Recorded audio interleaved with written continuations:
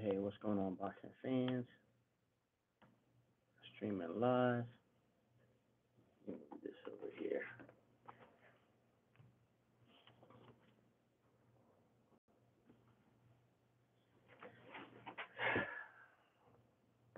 What are we gonna talk about? Hold on.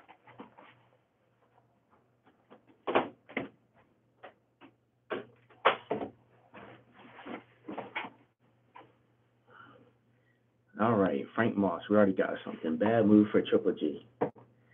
Um, yeah, I agree, man. And let me tell you why this is a bad move. So when they fought in Vegas, they already Golden Boy already expected for I'm gonna call it the hometown favorite for Canelo to win that fight. And honestly, I think Triple G won it. I had it 7 rounds to 5. I had it 115, 113. Some close rounds, but that fight right there, man, it was a good fight. And a lot of people talk about, Triple G is getting old and all that. And the truth is, he is. Canelo's the younger fighter. Canelo has gained so much experience and better opposition since he fought Floyd Mayweather that first time around. But that fight was in Vegas. That fight was geared to help Canelo win that fight, and he didn't. So now the rematch, they're waiting all the way until Cinco de Mayo, and it's gonna knock some more time off of Triple G. Um, they're really counting, to me, they're counting on him to get old.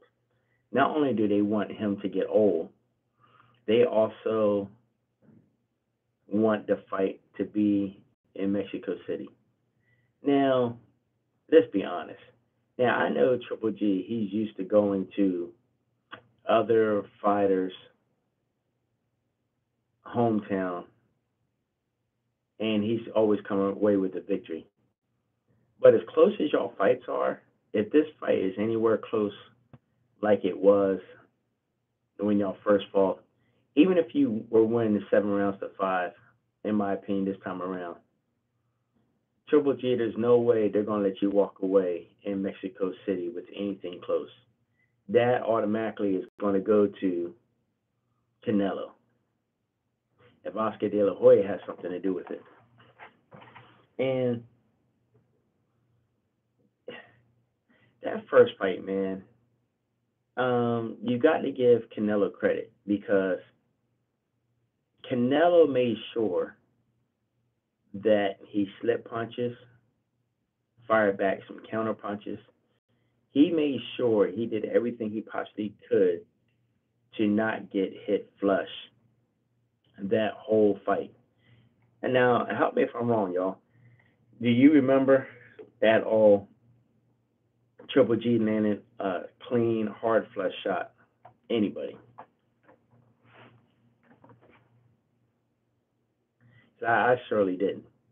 Now, on Triple G's side, you got to admit, man, Triple G, he took some pretty clean shots, and he kept coming. See, that's the thing. People always talk about Triple G can't take a punch. The guy can take a punch. He's taken some hellacious shots for some other fighters, including what people said was the most feared puncher at the time, Curtis Stevens. Kell Brook threw some hellacious shots. Kell Brook has a little pop. I'm not saying Kell Brook is this killer and all that, but he hit on some shots. David Lemieux, can throw some hellacious shots on top of that.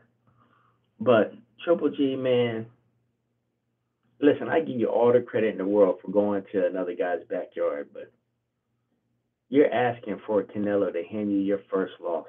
This is the kind of fight that I feel Raider Jack. Is it confirmed? Pretty much. I mean, pretty much it's confirmed Raider Jack. So number one, they've already had the rematch clause there, and we know it all comes down to the person, all that. Um, See, this is what makes it so easy for this fight to go forth. Number one, Triple G wants to prove something to his fans that he's the best in the world. Number two, you've never known Triple G to ever hold up a fight, a boxing match, because of money issues. That's one thing about Canelo. I mean, Triple G. He would take a 60-40 split. He would give 60 to Canelo, and he would take 40 just to make the fight. One thing you're gonna learn about Triple G is not all about the money at all. His whole thing is, I just want to prove that I'm the best. And to a certain degree, man, a lot of fighters have gotten away from that.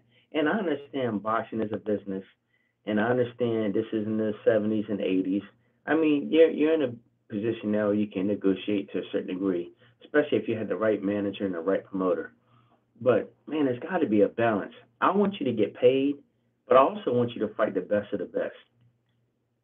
And what you don't realize is, if you fight the best of the best and you don't get all the money that you want, if you beat that fighter, don't you know that people are going to want to pay to see you lose that next fight, no matter who it's against? I mean, think about it. People in boxing, they want to see you lose, especially if you're one that's brash, that's arrogant.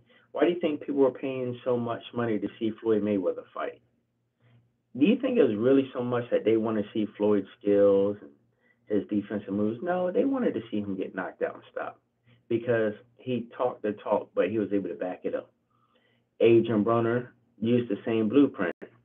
Is Adrian Broner skilled as Floyd Mayweather? Heck no. But he talked himself into a position where it caused people to want to see him get beat. Think about it. After he got beat by Marcos Maidana, you know what? People weren't done with it. You know why? Because he said, I lost, but I'm going to keep running my mouth. And by doing that, people's like, man, I want somebody to beat him and shut his mouth. You got the Sean Porter fight. So, it was like, yeah, shut his mouth. Did he shut his mouth? No, because he knew the average boxing fan is going to be stupid enough. As long as I talk smack, you still want to see me get beat. It's like that one bully in school. That bully finally gets beat up, but that bully, how many years do you give Mayweather before he's broke? Frank Moss. I get that in a second. And that bully constantly gets beat up, but he keeps coming back and says, I'll still beat y'all up. And people want to see that bully keep getting beat up. That's how Adrian Broner is. But Adrian Broner, then he took that third loss to Mikey Garcia. Nobody just really wants to see him anymore. He still got people that want to see him lose, but they're not going to get nowhere paid like he was getting paid before. Al Heyman's done with that. Honestly, I think Al Heyman's really ready to cash him out. Frank Moss, how long will it be before Floyd Mayweather's broke? See, at this point, it doesn't matter, because Team G are cashing out. G will fight Canelo's back, or his mother judging the fight for the fight him out. That's funny. Let me go back to the other one. Floyd Mayweather, I don't see Floyd Mayweather going broke. I think that first time when he got broke and he came out of retirement, and I think it was it Juan Manuel Marquez he fought when he came out of retirement? I think it was that one. Al Heyman, trust me, got all over him. And then with this little thing about the taxes early this year, before the Conor McGregor fight, if Al Heyman wasn't paying close attention before, you better believe he's paying close attention now, because he helped Floyd Mayweather. He raised him. I hate to say it, I think he was more of a dad than Floyd Sr. was.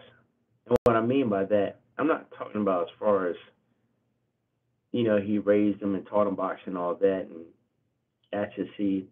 He taught him about life in general, what it means to be a businessman, what it means to be successful. Let me tell you something. People, you can like your mother and father all day, but that one person that helps you become successful, that's not your mother and father, that's who you're going to gravitate more to um, from a business side of things than you will your mother and father, especially if they're not successful. Um, what was the other question? Am I able to pull up previous comments? Uh,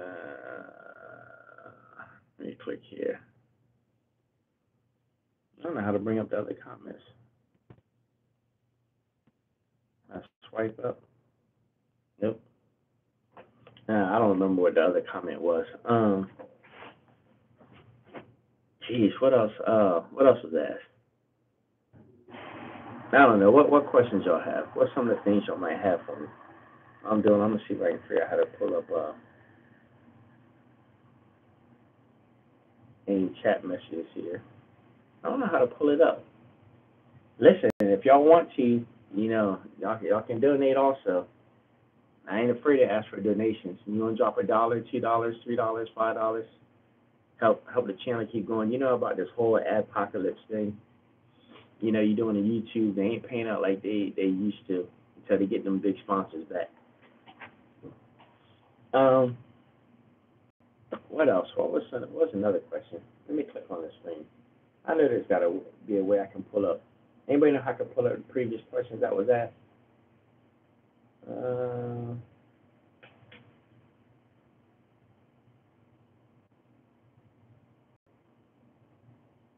Let's see here.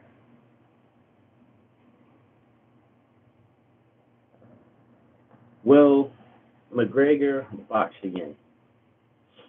I'm glad you asked that, Frank Moss. Yeah, he's going to box again, but it ain't going to be under Mayweather Promotions. It's going to be under Dana White's new new boxing promotion company.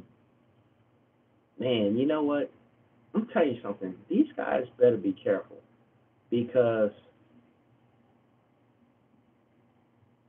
if Dana White does it right, he's going to put Bob Arum and Oscar De La Hoya out of business.